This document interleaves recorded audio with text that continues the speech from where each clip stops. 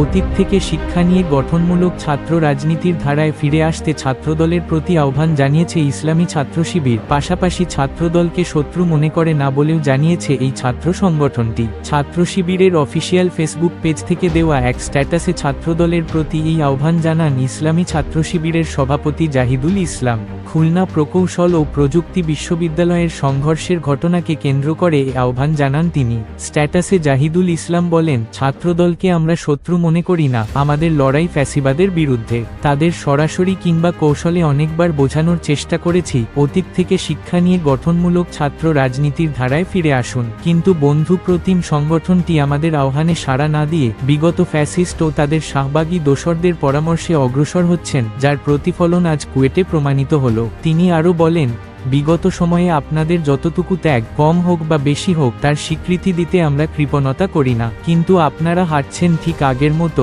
উল্টো পথে। দখলদারিত্বের মনোভাব পরিহার করে শিক্ষা ও সেবামূলক ছাত্র রাজনীতির ধারায় ফিরে আসুন। নতুন বাংলাদেশ বিনির্মাণে সামর্থ্যের আলোকে ভূমিকা রাখুন। ছাত্রদলের প্রতি অনুরোধ জানিয়ে ছাত্র শিবিরের সভাপতি বলেন, ছাত্র শিবিরের উদারতাকে দুর্বলতা ভাববেন না। ছাত্র শিবির কোনো ব্যক্তি বা দলের পূজা করে না, এক আল্লাহর গোলাম হিসেবে শুধুমাত্র রবের কাছেই মাথা নত করে।